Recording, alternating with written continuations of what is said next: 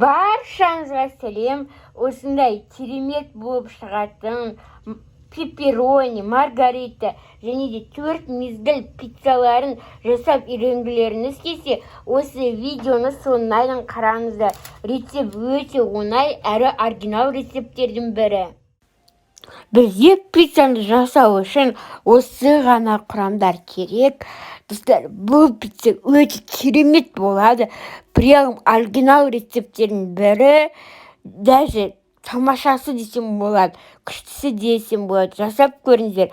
Ол үшін бізге ұн, дрожж, қант, тұз, жылы су және де май ғана керек болады. Осы құрамдарды араластырып, кәдімгі біз етке, бауырсаққа илегендей жұмсақ қамыр қылып илейміз.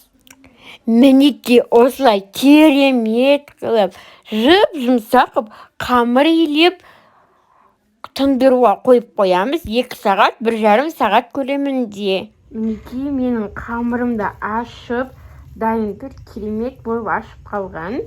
Енді осыны қазір біз 3 пицца жасайтын боламыз. Бұл қамырмен 3 пицца шығады. Осыны теңдей 3-ке бөлеміз.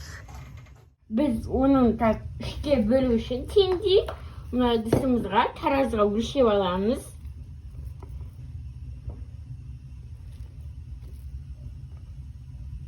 Бізде 884 грамм шықты. Енді осы 884-ті теңдей 3-ке бөлетін боламыз. Біз 294 граммнан бөліп аламыз. Енді осыны жаятын боламыз. Пештің ыдысына пергаментіміз төсеп, осы қамырымызды домалақ етіп жаямыз. Ең алдымен томат пен майонезімізді араластырып аламыз. Енді осы дайындаған соусымызды пиццамыздың бетіне жағып шығамыз. Енді осылай сырды үкіштен өткізіп қосатын боламыз. Енді колбасаларымызды қойып шығамыз. Ең алдымен мен пепперони пиццасы істейтін боламын. Енді пиццамызды 170-180 градуста қызып тұрған пешімізде 15-20 минут көлемінде пісіріп аламыз. Біздің пепперони піскенше екінші пиццамыз маргаританы жасайтын боламыз.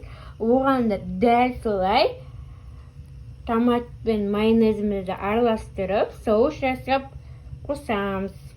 Маргаритам дайын болды.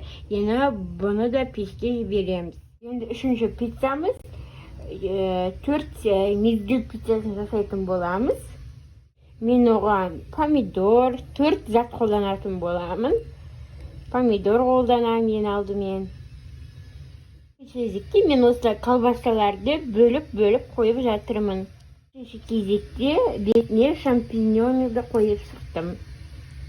4-ші бетіне сырды толықтай сеуіп шықтым. Мінекей пепперони дайын болды. Қараңыздар, өте жұмсақ, керемет болды. Маргарита да дайын болды. Мінекей 3-ші пиццамыз дайын болды. Прям керемет болып істер, жұмсақ. Мінекей достар, осылай пісіп шықты, өте жұмсақ, керемет болып шықты. Ал мынау менде маргарита, бұл да өте, қараңыздар, жұмсақ, керемет болып шыққан. Мінекей 3-ші пиццамыз дайын болды. Прям керемет болып істер, жұмсақ. Мінекей бұл да осылай болып пісіп шыққан. Енді ғана пештен шықты, тіпті бошап тұрдықтар, өте жұмсақ. Міндетті түрде сіздерге жасап көруге кеңес беремін.